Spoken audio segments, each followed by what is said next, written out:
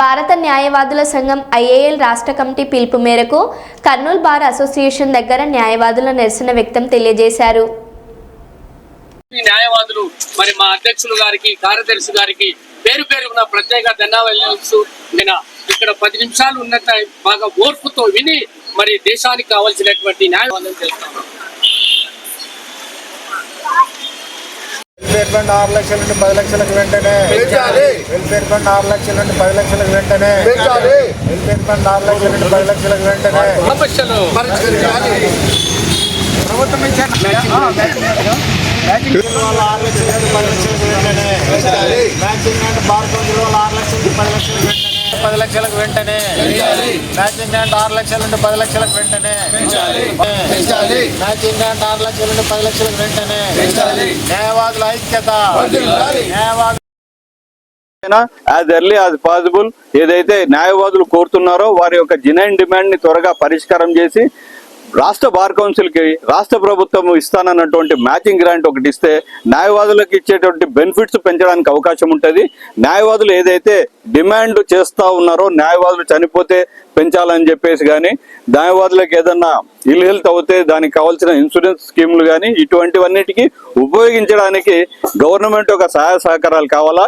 ఇప్పుడు ఏదైతే మేము బార్ కౌన్సిల్ ద్వారా రన్ చేస్తున్నామో అది న్యాయవాదులు వాళ్ళ యొక్క ఫండ్ ద్వారా న్యాయవాదులు సొంతంగా జరుపుకుంటున్నటువంటి వెల్ఫేర్ యాక్టివిటీస్ వీటిని పెంచాలంటే గవర్నమెంట్ నుంచి సహాయ సహకారాలు అందకపోతే పెంచడానికి అవకాశం చాలా తక్కువ ఉంటుంది.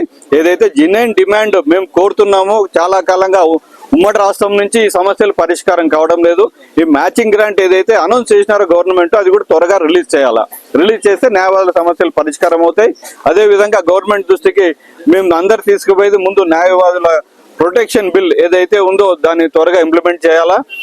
న్యాయవాదుల సమంజసమైన డిమాండ్స్ మీరు త్వరగా పరిష్కరిస్తారని ఆశిస్తున్నాం. ఓకే, అన్నకు ధన్యవాదాలు. కానీ హెల్త్ కానీ వెల్ఫేర్ ఫండ్ కానీ ప్రొటెక్షన్ యాక్ట్ కానీ చేస్తే న్యాయవాదులు ఇచ్చినటువంటి విన్నపం పైన bar council general body resolution pass చేసి ఇటీవల 10 లక్షలు పెంచారు. అయ్యా మేము అడిగేది ఈ భారతదేశంలో బార్ కౌన్సిల్ ఆఫ్ ఇండియా రాజ్యాంగ ప్రకారం ఉన్నప్పటికీ పక్క రాష్ట్రంలో బార్ కౌన్సిల్ ఒక తీరు ఉంది, ఇంకో పక్క రాష్ట్రంలో ఒక తీరు ఉంది.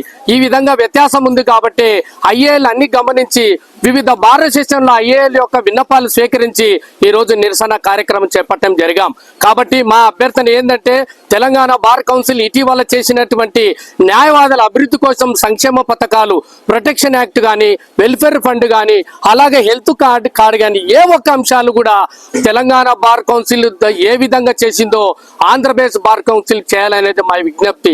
ఇటీవల నూతనంగా ఏర్పడినటువంటి గవర్నమెంట్ మ్యాచింగ్ గ్రాంట్ సుమారుగా 29 కుటుంబాలకు ఇటీవల ఒక 3 నెలల కింద ప్రకటించడం జరిగింది.